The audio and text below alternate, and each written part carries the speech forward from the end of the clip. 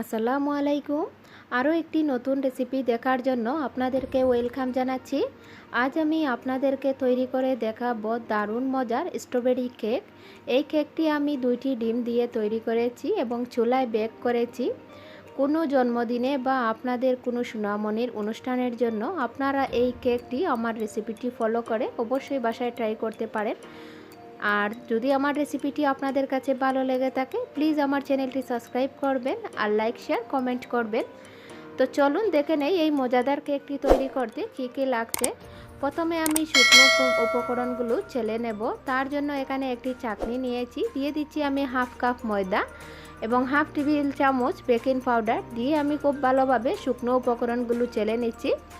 তো খুব ভালোভাবে চেলে নেওয়া হয়ে গেলে এগুলোকে একটা সাইডে মিক্স করে রেখে দিচ্ছি। এখন আমি রুমের স্বাভাবিক তাপমাত্রার 2টি ডিম ভেঙে নিয়েছি। আপনাদের ডিমগুলি যদি ফ্রিজে থাকে তাহলে অবশ্যই আধা ঘন্টা আগে বের করে রাখবেন। দিয়ে দিচ্ছি আমি এখানে হাফ কাপ চিনিটা আপনাদের পরিমাণ অনুযায়ী দেবেন। দিয়ে একটি ইলেকট্রিক বিটার দিয়ে বিট করে নিচ্ছি যতক্ষণ পর্যন্ত একদম সাদা এবং ক্রিমের মতো না হচ্ছে ততক্ষণ পর্যন্ত আমি এটাকে বিট করব। আর এই পর্যায়ে এটা আমার বিট করতে করতে 6 থেকে 7 মিনিট সময় লেগেছে। তো দেখতে পাচ্ছেন এটা আমার হয়ে গিয়েছে। আর যখন এভাবে দেখবেন ঘন হয়ে গিয়েছে তখন বুঝতে হবে এটা হয়ে গিয়েছে। এখন দিয়ে দিচ্ছি আমি 2 টেবিল চামচ রান্না করার সয়াবিন তেল। সো এখন আমি দিয়ে দিচ্ছি হাফ টেবিল চামচ স্ট্রবেরি ইমোশন। আপনারা চাইলে যে কোনো ধরনের দিতে পারেন, এসেন্স বা ইমোশন। দিয়ে দিচ্ছি আমি হাফ চামচের মতো ঘি এবং সামান্য পরিমাণ রেড ফুড কালার দিয়ে আমি খুব ভালোভাবে আরও 30 সেকেন্ড বিট করে নিয়েছি। বিট করা হয়ে গেলে এখানে যে শুকনো উপকরণগুলো চেলে রেখে দিয়েছিলাম সেগুলোকে আমি ধাপে ধাপে মিশিয়ে নিচ্ছি, তবে একবারে দিতে যাবেন না। স্পঞ্জ কেক তৈরির ক্ষেত্রে এই শুকনো উপকরণগুলো ধাপে ধাপে দিয়ে আলতো হাতে মিশিয়ে নেবেন। তো দিয়ে দিচ্ছি আমি 1 টেবিল চামচ কুসুম গরম পানি দিয়ে আবার খুব ভালোভাবে মিশিয়ে নিচ্ছি। আর এভাবে একদিকে ঘুরিয়ে ঘুরিয়ে এটাকে মিশিয়ে নেবেন।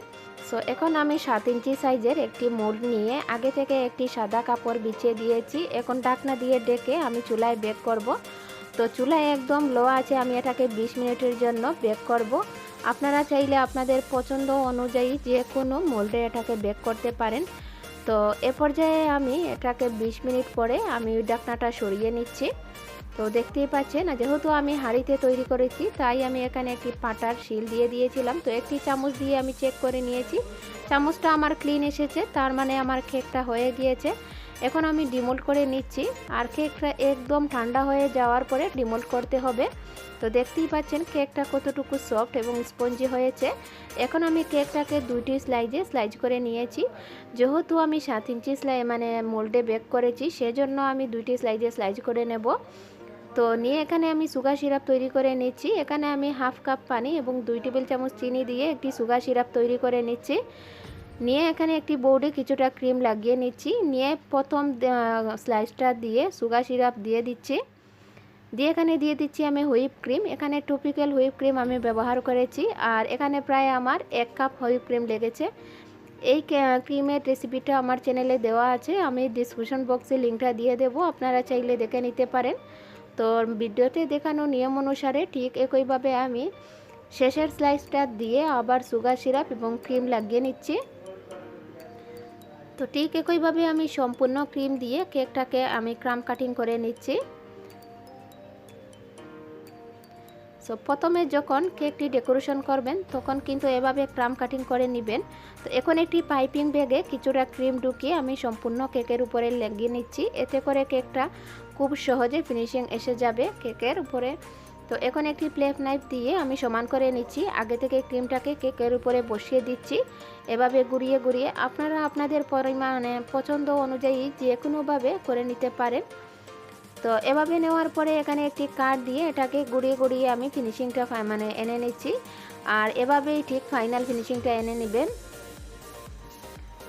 তো উপরের দিকে এখন আমি ফিনিশিং এনে নিচ্ছি টেনে টেনে। এ পর্যায়ে আপনারা আপনাদের পছন্দ অনুযায়ী যে কোনো ধরনের কাঠ ইউজ করতে পারেন। তো আমি একটা গরুয়া কাঠ দিয়ে এভাবে ফিনিশিংটা এনে নিয়েছি। এখন আমি উপরের দিকে কিছুটা টান দিয়ে আবার দিয়ে দিচ্ছি ক্রিম দিয়ে মানে ফুল এঁকে নিচ্ছি। এখানে আমি কিছুটা রেড কালার মিক্স করে পিঙ্ক কালার করেছি। তো একটি পাইপিং ব্যাগে এই ক্রিমটা নিয়ে এভাবে ফুল এঁকে নিচ্ছি। আসলে বলে বোঝানোর কিছুই নেই, আপনারা দেখে সম্পূর্ণটা আন্দাজ করে নেবেন। তো ঠিক আরেকটা সাইডে আমি একইভাবে ফুল এঁকে নিয়েছি।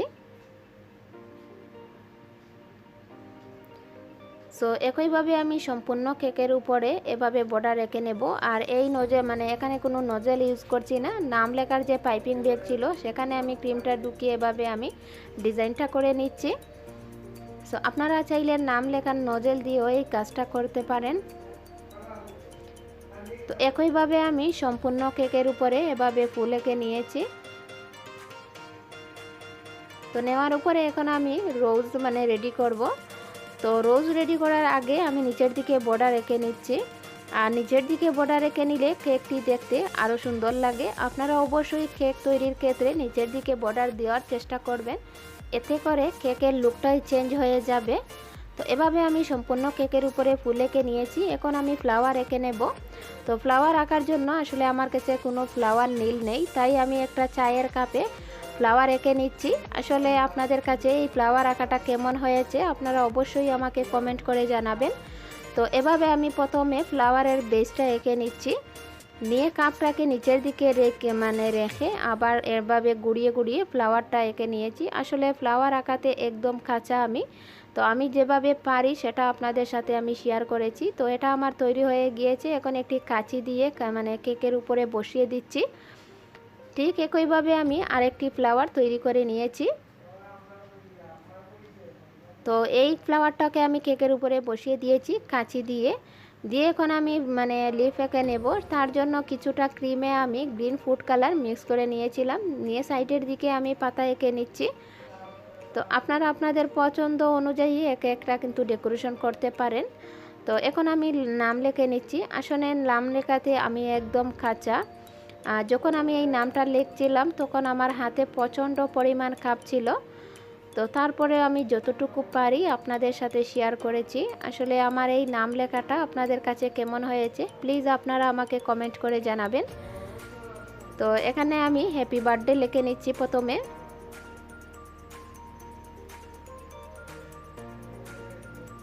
সো ঠিক একইভাবে আমি সম্পূর্ণ নামটা লিখে নিয়েছি।